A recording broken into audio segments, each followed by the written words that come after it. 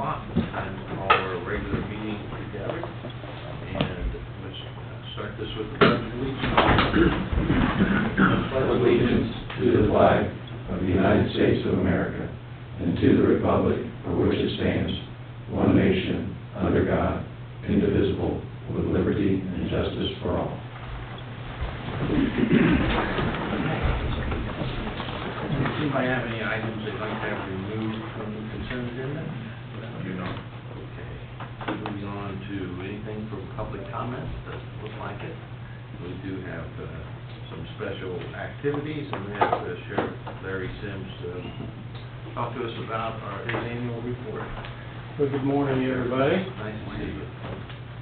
I did like that show of total efficiency in the previous meeting. That just probably getting business done pretty quickly, right? Well, listen, just a couple things.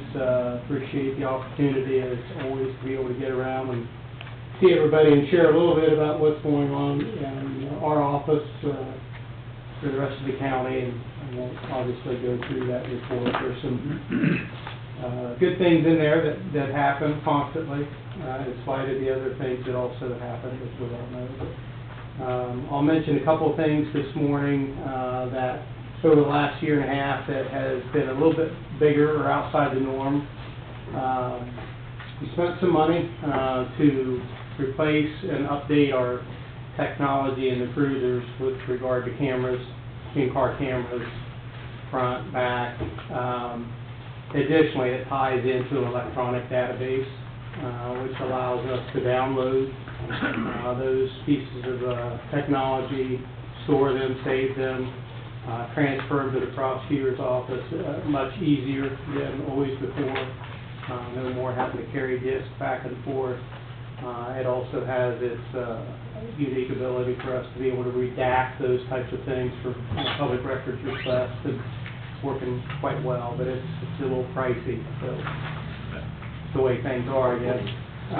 I'll mention that you may know, we have gathered, we call it kind of a fleet of drones, and several of the county partners are already familiar with some of those usages. The drones that we have had in place for a few years, and we added another one, are specifically for things that we do on a regular basis, whether it's looking for bad people. We've used them for locating endangered, either lost young people or even elderly people that get disoriented. We've used them on search warrants, pre-surveillance on residents. We've used them to gather evidence. They were used, it's been probably a year ago, you lose track of time.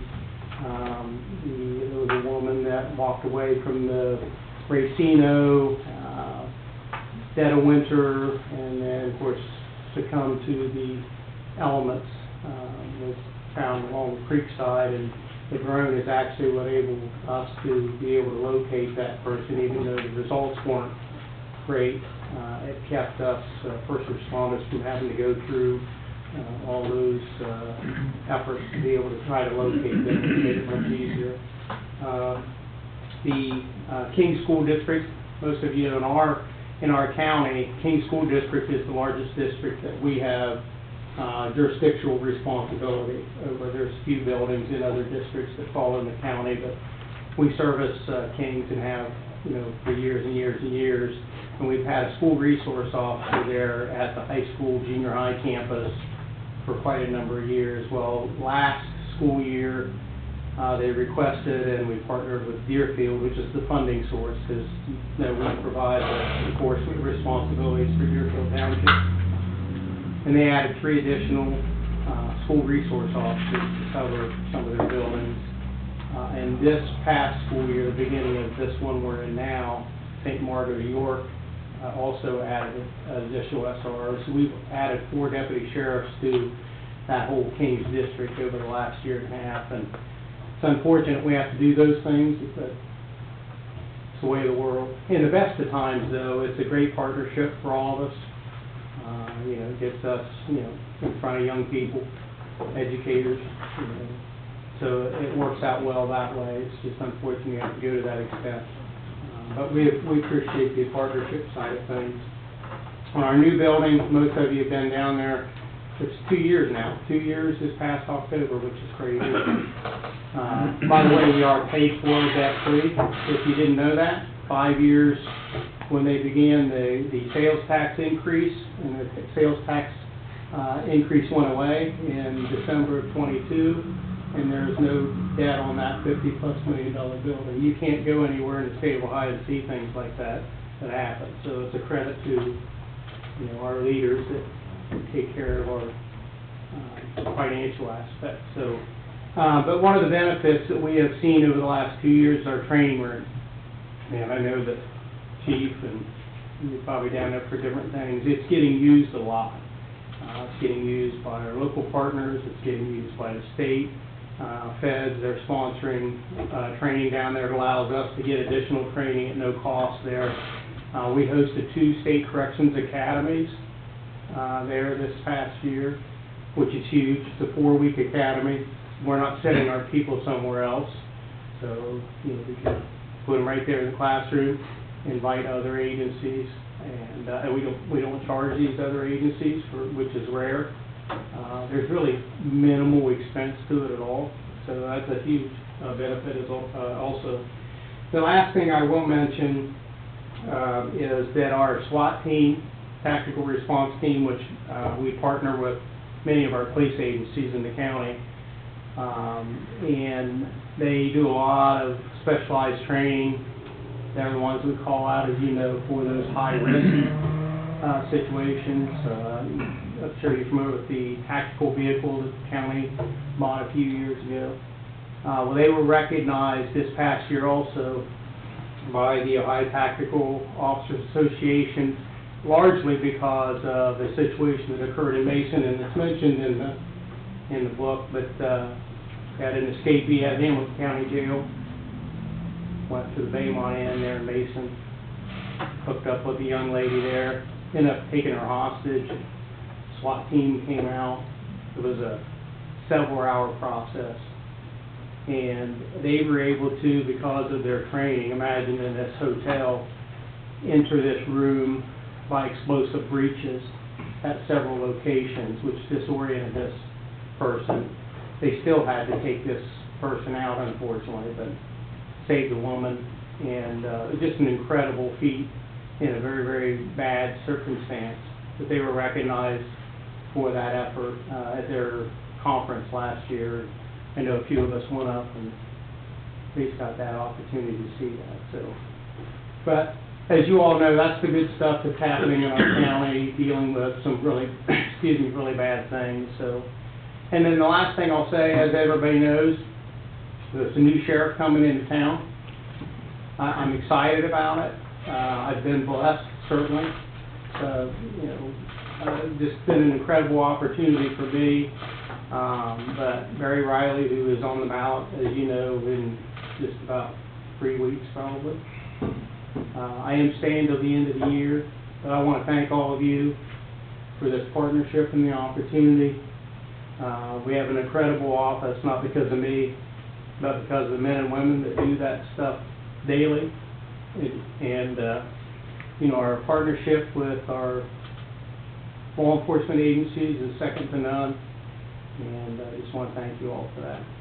So, Thank you very much. I'm going to turn it over to my friend Steve, and don't take too long. Remember, there's a... Yeah. It's all about time you start that. Yeah, that was a little longer than I normally do.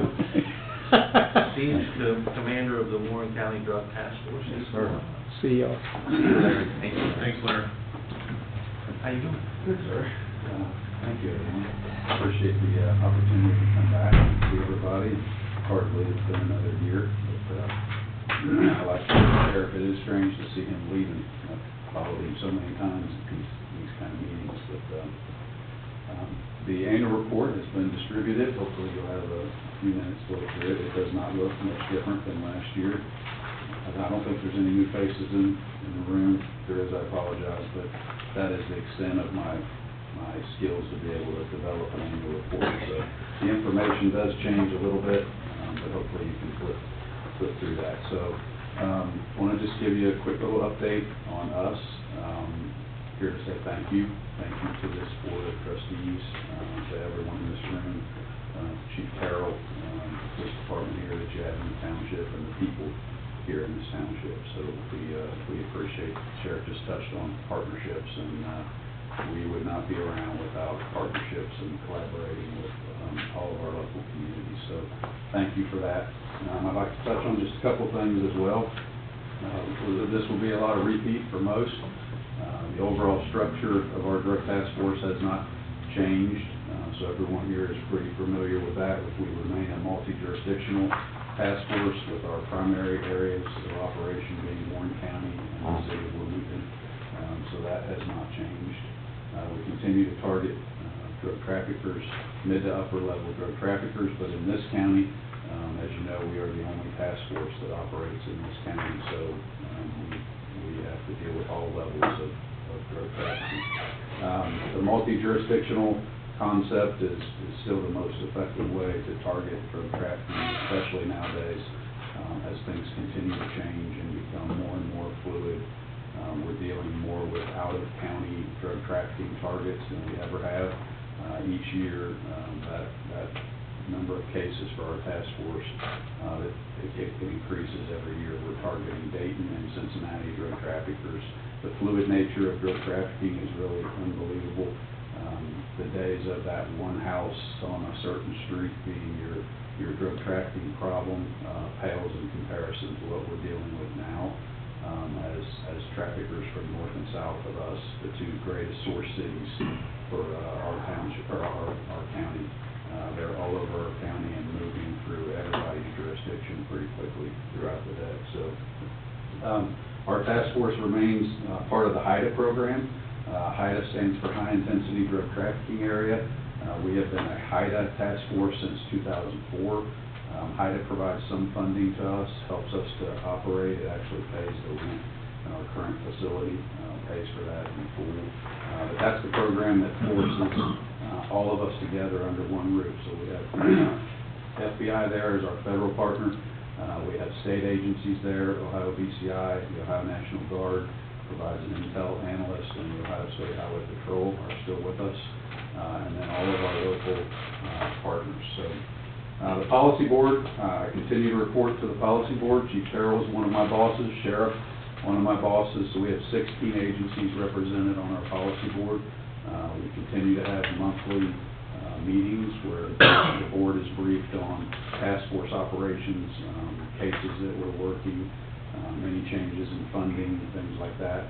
The policy board provides oversight for us, guidance and direction. So it is really a great way to operate. Staffing last year, we were down to, typically we range between 17, 18, up to probably 21 or so is our max. And our staffing really depends upon home agency needs. So we suffered a little bit last year as our Franklin detective got promoted to sergeant, so he went back to his home agency. They should be replacing him this year. Our Monroe detective had to leave. They were gone most of last year just because of staffing issues at the home agency. Same thing happened with the highway patrol, so we dropped a few people last year. But overall, our staffing comes from 12 different agencies. So activity last year, we had 331 cases, 114 felony arrests. Our troopers made 1,673 traffic stops, seized 58 firearms, executed 125 search warrants. So we still put some pretty good numbers up. When you lose a couple bodies, it really takes, it's a hit for us because it takes a while to get detectives trained up to do these kind of cases. It just doesn't happen overnight. It's about a 1-year process to have a new detective trained to where they just start to be effective with this kind of work. So seizure and trend information, like a broken record from last year, methamphetamine and fentanyl remain our two greatest drug threats. The geographical location of Warren County, and there's no shortage of any kind of drug, but if I had to pick our two greatest threats, what we spend most of our day on, it's methamphetamine and fentanyl. So the methamphetamine that's available north and south of us is just incredible. It's really hard to describe here as I stand here, but busy year last year. We seized about a little over 35 pounds of methamphetamine, 6 pounds of fentanyl. Our drug diversion detective continues to stay busy. We had over 49,000 unit doses of prescription drugs seized and about 18.5 pounds of cocaine.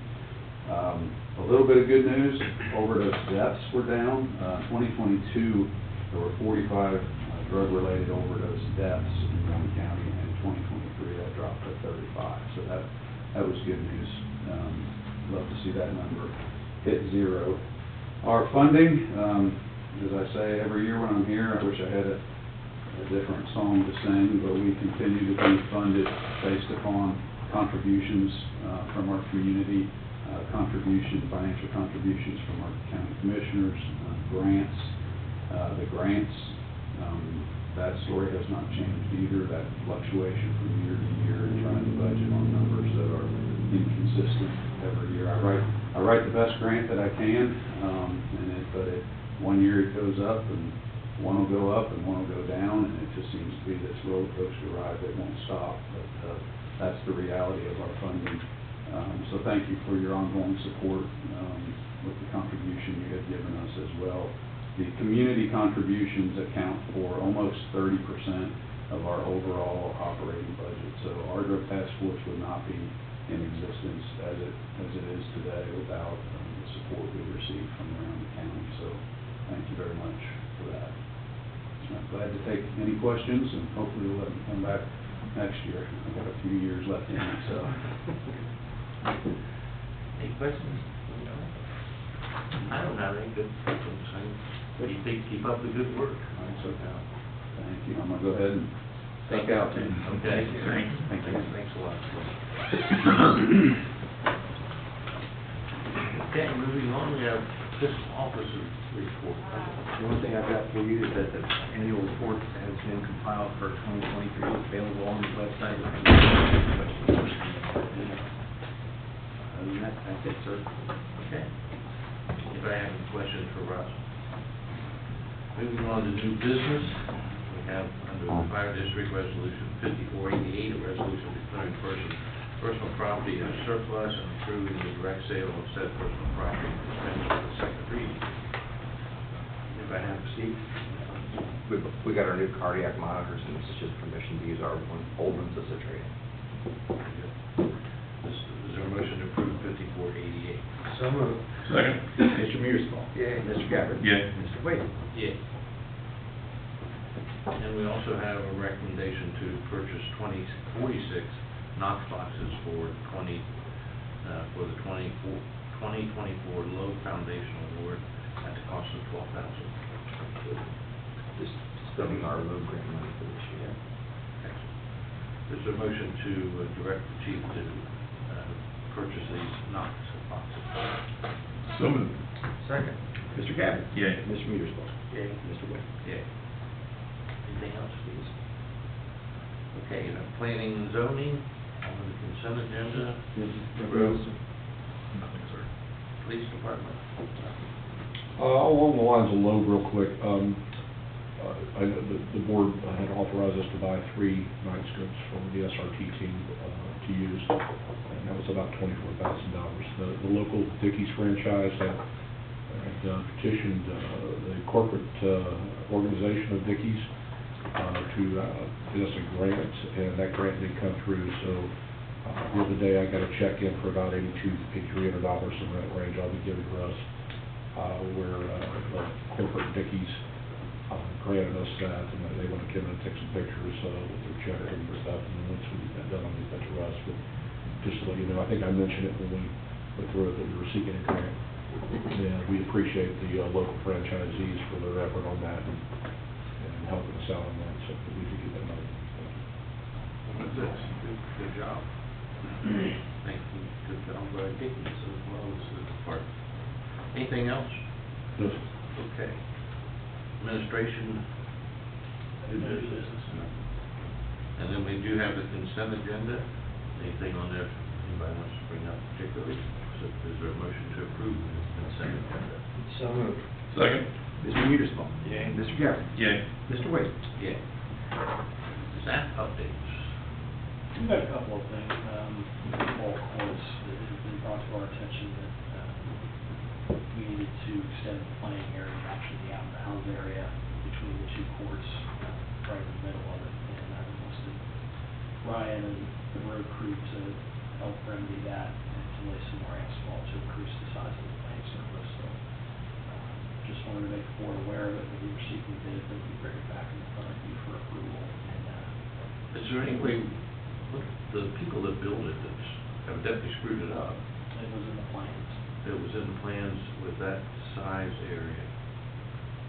They built it. And they built these these plans before. were drafted. They had built these before, we know that. Well, I've never been anywhere else where there's 4 feet on the outline. No. I think we may have got taken advantage of it. Well, we're gonna look into what remedies exist for the error in the design of it. Yeah. That's irritating. See how these. That's the current status of it. Many companies like that do carry professional liability if they are in the design phase also, or whoever designed it for them has professional liability for that.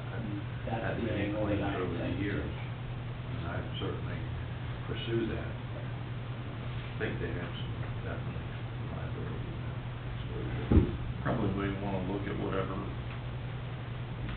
information we can get to back up our concern. I'm sure, I know there's a federation now, a pickleball federation, so I'm sure they have minimums. Yeah, but they do. Okay, more to come on that, I'm Yep. sure. Property and liability coverage, we're in the midst of renewal right now. Pat has all the information now. We did take a good hard look at our existing property values with respect to replacement cost.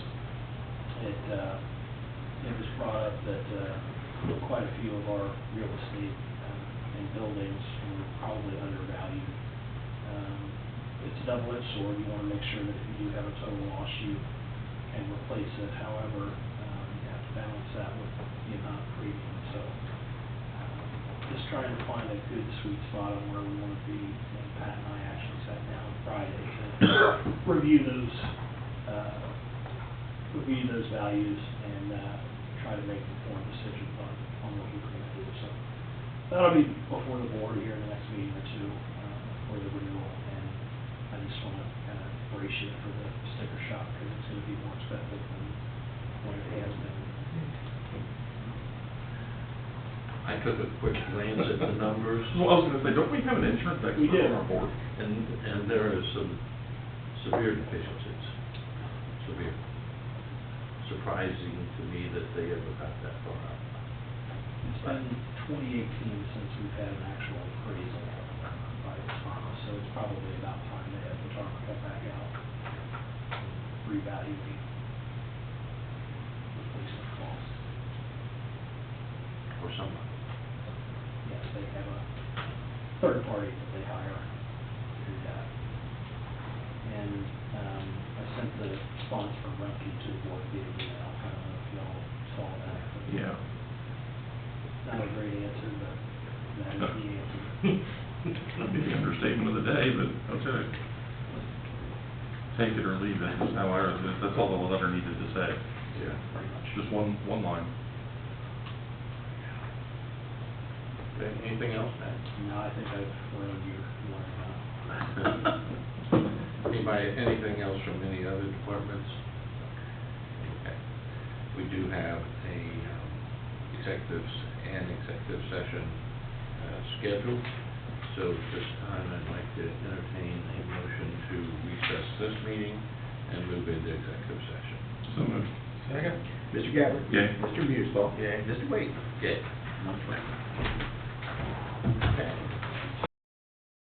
It is 12 minutes after 10, and we are out of executive session. there anything, in reconvening our regular meeting, is there any other business to come before the trustees? No, sir. Is there a motion to adjourn? So moved. Second. Mr. Mearsclaw? Yay. Mr. Gabbard? Yay. Mr. Wade? Yay. Thank you. Thank you. Thanks, guys.